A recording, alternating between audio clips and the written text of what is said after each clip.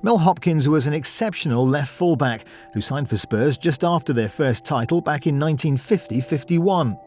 Oh yeah, because they'd already won the second division championship and they were a fantastic side. You know, they had some great players in the team. You know, Ronnie Burgess, Ramsey, Ted Ditchburn in goal, Eddie Bailey. They were a wonderful, wonderful side. And of course they were the push and run team of Arthur Rowe. And I had the honour of playing in that team to make my debut when I was 17. The furthest I'd ever been was Bristol Zoo to see Guy the Gorilla for a day. So coming to London for me was like going to another world. In those days, of course it was. And you know, it was fantastic. I was in digs in a place down the road called Ponders End. And then I made my debut when I was 17. It became like a second home to me. I mean, I loved it, yeah. In a Spurs career spanning over 10 years, Mel played 240 games, but with the exception of the goalkeepers in this list of the greatest Spurs players, he never got a goal for the Lily-Whites. I came close once, yeah, I hit the bar against the European Cup game, I think, at White Hart Lane, but no, I never did score. I scored 2 own goals. A great club player and a great international, but it was here that the fullback suffered a career-threatening injury that sidelined him for the double-winning campaign. I've never seen any international in Brazil ever do anything against him. He was such a good athlete, a very good athlete. But sadly, we were up in Scotland playing against Scotland, and Ian St John came round to clear the ball in the air, and Mel's come the other way, and sadly Ian's caught him right across the bridge of his nose, and that's the worst thing I've ever seen in my life. Regarding, I broke my leg, and I would rather break my leg again and have. And sadly, that was the start of Mel's sort of disappointments.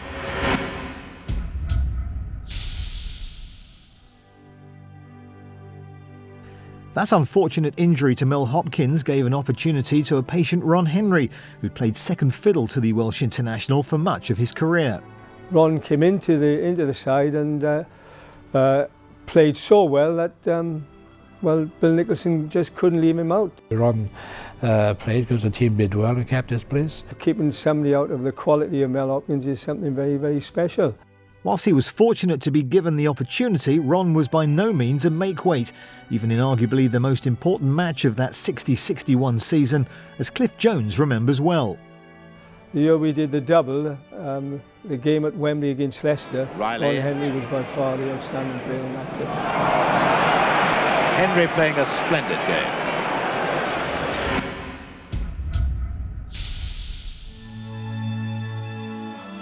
Another of the fullbacks from this generation of Spurs greats was Peter Baker, a right-sided player who linked up well with the great Danny Blanchflower and contributed at both ends of the field.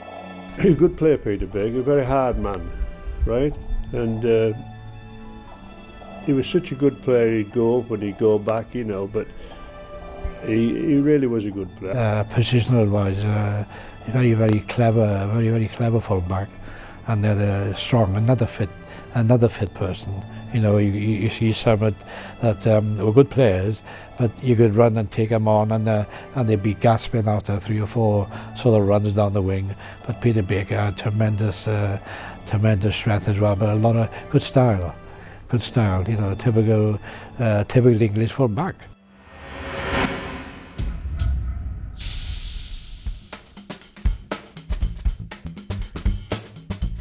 Les Allen was an instrumental part of the double-winning team of the early 60s. Along with a lot of that successful team, he arrived just a year before the beginning of their success, signing from arch-rivals Chelsea. The few times I came here with Chelsea, I scored goals, and I think Bill Nick took note of that. And shortly after I went full-time professional at Chelsea, he came in to get me, and Johnny Brooks left here and went to Chelsea, and I came across to Tottenham under Mr. Bill Nicholson.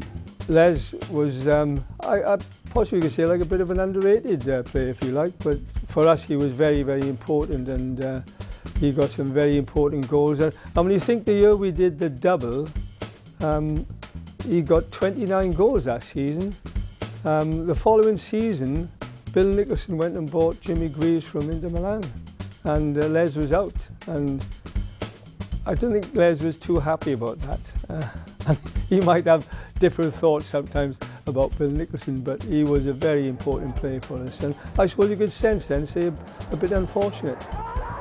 An inside forward who gave great support to Cliff Jones and Terry Dyson in the 60-61 double-winning team has played a key role even with the arrival of Jimmy Greaves. Edwin to Mackay to Allen. Oh, a beautiful goal! The team spirit was fantastic. People say different things. Why was you good and why was you winning? And there was so much good feeling in the club between all the players, even the lads that weren't in the first team. There was a lot of other good players here as well that didn't play in the first team, and the atmosphere was terrific, and that was a lot to do with the success. Les Allen left to join QPR in 1965, but his contribution to the Spurs front line would not end there, as his son Clive Allen went on to play for the Lily Whites and make the only father-son combination in this list. I'd always felt I was destined to play for Tottenham Hotspur. I have to say that because you know, the history of the family with the football club, my father playing for the double side, growing up, listening and learning and hearing, you know, I think what were invaluable stories and tips and encouragement as I was a kid, coming to Spurs and watching them play, supporting the club, and then having the opportunity to come and play here.